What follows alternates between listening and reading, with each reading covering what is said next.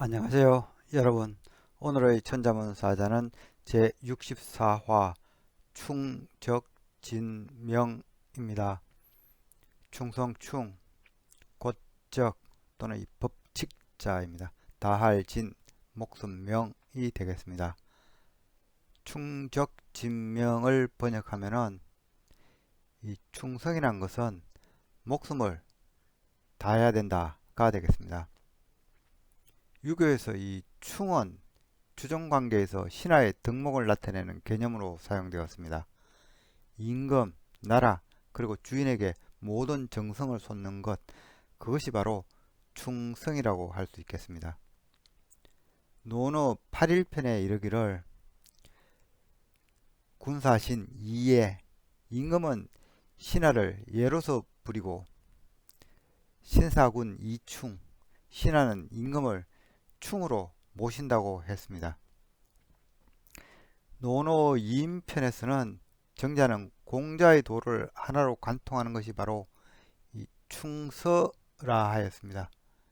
이 충이란 것은 치우치지 않는 마음을 말하며 서라고 하는 것은 같은 마음을 지니는 것을 말하는데, 따라서 이 충서란 것은 나와 남을 동일시하는 마음이라 할 수 있겠습니다. 공자께서 이 주경에 이르기를 이 충서란 것은 이 충소, 위도, 불원, 이 충서는 도에서 멀리 떨어져 있지 않다. 시저, 기, 불원, 자기에게 베풀어서 원치 않는 것이라면 영물시여인, 또한 타인에게 베풀지 않는 것이다 라고 했습니다. 이 충서란 것은 바로 이 공자께서 주장하신 인의 사상과도 연결되어 있다 하겠습니다. 그런 글자에 대해 살펴보도록 하겠습니다. 먼저 충성충을 설명드리겠습니다. 이 자는 가운데 중과 마음심이 합쳐진 형태입니다. 가운데 중의 각골자는 이 둥근 바퀴에 이 축을 끼워 굴리는 모습을 그린 자형입니다. 이 축과 바퀴에 이어진 이 물결 무늬들은 바퀴와 축의 움직임을 표현한 것입니다. 이 자는 중앙에 축을 끼워 넣은 것을 부각시켜 그 의미가 중앙, 안이라는 뜻을 갖고 있습니다. 각골자형에서 보이는 이 바퀴는 초기 농경시대에 사용된 이 돌바퀴가 아닌가 싶습니다. 돌바퀴는 수레의 용도가 아니라 땅을 다지고 밭의 흙을 깨는 용도였습니다. 그래서 가운데 중의 원래 의미에는 나아가다, 고르게 하다, 곧다는 뜻이 있습니다. 혹은 이 실을 뽑는 데 사용된 이 가락바퀴, 혹은 물건을 자르는 데 사용된 이 바퀴날 도끼일 수도 있겠습니다. 모두 중앙에 이 홈을 파서 축을 끼워 돌린다는 공통점이 있습니다. 가운데 중이 뜻하는 바는 이 가운데, 속 또는 이 진행하다, 중도, 둘째, 다음, 가운데 있다, 뚫다, 해치다, 이루어지다, 고르게 하다 등이 되겠습니다. 한편 이 가운데 중의 각골자 중에는 이러한 돌바퀴를 굴리는 이 사람이 함께 그려진 경우도 있는데요. 이 자는 나중에 사람이라는 의미가 강조되어 가운데 있는 사람, 즉 마지도 아니고 막내도 아닌 이 차남을 가리키는 자형으로 발전됩니다. 그리고 더 나아가 최고가 아닌 버금이란 뜻으로 오늘 사용되며, 이제는 이 버금중으로 더 많이 알려져 있습니다. 마음심은 이 짐승의 심장 모양을 본딴 자형입니다. 이 심장이라는 것은 동물의 중심에 있고, 이 꿈틀거리는 심장은 살아있다는 표시이기도 합니다. 그래서 고대인들은 심장에 생명의 본질, 즉 마음이 있다고 생각했습니다. 이 마음심이 뜻하는 바는 심장, 가슴, 마음, 의지, 생각, 중심, 생각하다 등입니다. 충성충은 이 바퀴라는 것은 이 돌려도 이 중심이 되는 지점은 움직이지 않습니다. 그래서 움직이지 않음을 뜻하는 이 가운데 중과 이 마음심의 합자입니다. 즉 충이란 것은 한쪽으로 치우치지 않는 마음을 뜻하기도 하고 변함없는 마음으로도 이해가 되었습니다. 그래서 충성침은 그 의미가 치우치지 않다, 공평하다는 뜻이 있고, 또한 이 흔들리지 않는 마음을 뜻하기도 합니다. 오늘날 충성충이 뜻하는 바는 치우치지 않고 공평하다, 정성스럽다, 충성하다 등이 되겠습니다. 다음 자는 이 고적 또는 이 법칙칙자가 되겠습니다. 이 자는 조개패와 칼도방의로 되어 있지만 원래 건문을 보면은 소정자입니다. 소정자와 칼도자의 조합입니다. 이 칼도방은 원래 칼도자가 이 방에 올 때 쓰이는 형태입니다. 따라서 이 도는 칼을 그리는 상형문자인데요. 각골자를 보면 이 끝이 두 개로 갈려져 있죠. 이 중앙 가지가 사실은 이 돌 칼날이 되겠습니다. 이 돌 칼날이 부러지는 걸 나타내는 자형이 바로 이 망할망자죠. 이러한 성칼도방 형태는 예서에서부터 나타나기 시작합니다. 칼도자가 뜻하는 바는 칼 또는 이 도라고 하면 또 화폐 이름으로 쓰이죠. 고대 청동 화폐는 이 칼날처럼 생긴 것들이 있었습니다. 소정의 이 각골자는 재를 올리던 이 솥단지를 묘사한 자형입니다. 이 각골자를 보면은 이 두 개의 귀와 아래에 이 다리가 있고 다리에는 이렇게 장식이 달려 있음을 알 수 있습니다. 제사를 위한 용도임을 나타낸 거죠. 소전을 오면서 이 두 개의 귀는 사라지고 이 다리 장식들이 이렇게 부각되어 그려지고 있습니다. 청동기 시대 이 솥 유물들을 보면은 둥근 형태는 이 두 개의 귀와 세 개의 다리로 구성되어 있으며 이 사각 형태는 두 개의 귀와 이 네 개의 다리로 구성되어 있습니다. 이러한 형태의 솥은 신에게 바칠 음식을 담았다고 합니다. 그러나 오늘날의 경우는 제를 올리는 향로가 이런 형태를 갖고 있죠. 솥정자는 제사와 관련되어 있어서 제사, 정죄, 귀신 등의 의미를 갖고 있으며 또 이 형태 때문에 의자 또는 이 말뚝, 대치하다 등의 뜻도 갖고 있습니다. 고적자는 이 칼로서 이 청동기물에 글을 새기는 것을 그린 자형입니다. 옛날에는 청동기물에 이 글을 새기면은 지워지지 않고 영구적으로 각인되었기 때문에 나라의 중요한 일들을 새겼습니다. 처음에는 이 신의 이 계시를 새겼다고 하며 이후에는 나라의 기본이 되는 법령을 새기게 됩니다. 그래서 고대의 이 법칙자는 글을 새긴 것을 나타내기 위해서 이 소정자 대신에 이 아래에 이렇게 책적자 형태로 표현하기도 하였습니다. 그런데 소전을 오면서 이 소정자는 오기가 되어서 이 조개패로 표현하게 됩니다. 자형은 이 솥에 이 세상의 이치 또는 이 나라의 법을 적었다 해서 법, 법령, 이치를 뜻하고 이에 의거해서 나란 일을 수행한다 해서 본보기로 삼다, 본받다는 뜻이 있습니다. 한편 이 소정자는 이를 근거로 나라를 다스린다는 의미를 갖고 있으므로 근거를 뜻하는 어조사로도 활용이 되었습니다. 이때는 곧적자로 불립니다. 곧적자가 뜻하는 말은 곧, 인적, 일대에는 등이 되겠습니다. 다음 자는 다할진입니다. 이 자는 분율자, 연화발, 그리고 이 그릇명의 합자입니다. 분율은 이 손에 붓을 든 모습을 그린 상형문자입니다.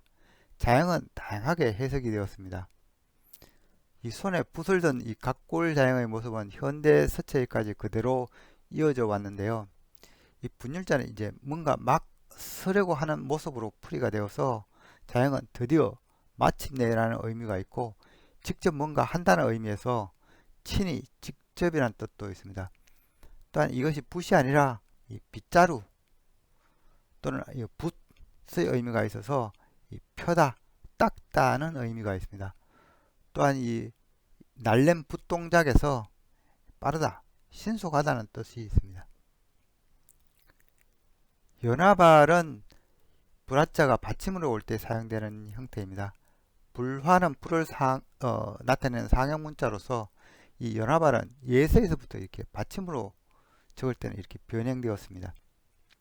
불화자의 의미는 불, 열기, 화재, 태양, 이 불태우다, 급하다 등이 되겠습니다.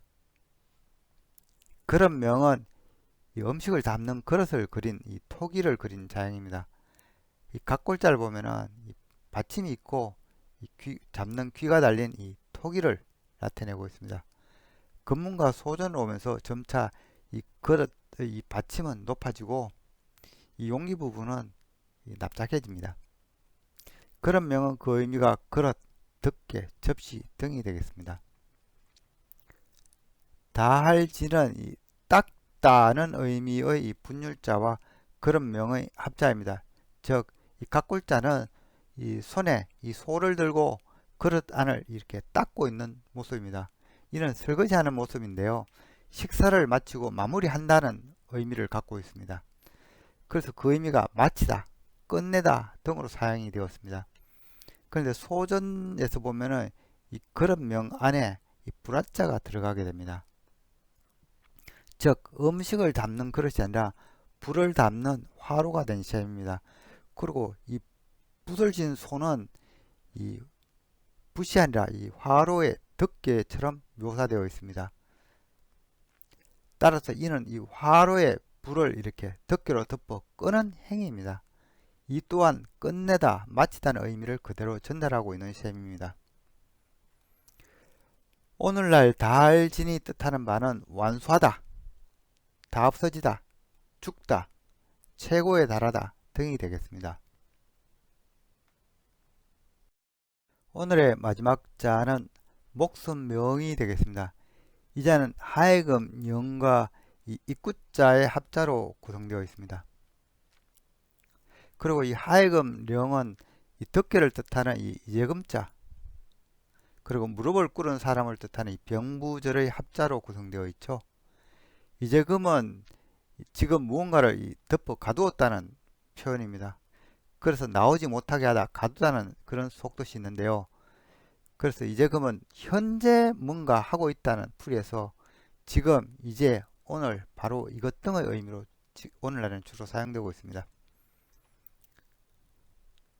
병부절은 원래 사람의 이 무릎 관절을 뜻하던 자형이었습니다. 각골을 보면은 이 무릎 꿇은 사람의 이 관절을 그려서 무릎 관절로서 이 마디절을 의미하였습니다. 그런데 이 금문이나 소전 자형을 보면은 이 줄이 달린 이 병부의 이 반쪽을 닮았다 해서 이 병부절로 불리우게 됩니다. 이 절은 무릎을 꿇고 제사를 지내는 이 사람으로도 이렇게 풀이가 되었기 때문에 이 공손하다는 이 속뜻이 있기도 합니다. 하여금 영은 이 가두다는 의미의 이제 근과 무릎 꿇은 사람을 그린 이 병부절의 합자로서 이 옥에 갇힌 이 죄수를 의미하였습니다. 영은 죄를 지으면 이 법에 의해서 이 사람을 가두게 된다는 그런 의미로 해석이 되었습니다. 그래서 영은 이 명을 내리다, 목숨을 거두다는 뜻이 있습니다. 이 밖에도 하여금, 부리다, 시키다, 명령, 법령, 영을 내리는 이 지위 등의 뜻이 있는 것이 하여금 영입니다. 그런데 이 금문에서부터 이 제수에게 내리는 영을 따로 나타내기 위해서 변에 입구자가 추가된 이 목숨명이 따로 만들어졌습니다. 그래서 목숨명이 뜻하는 바는 이 벌하다, 목숨을 거두다는 의미입니다. 그런데 오늘날에는 이 밖에도 명령, 규칙의 뜻으로도 사용되고 있습니다.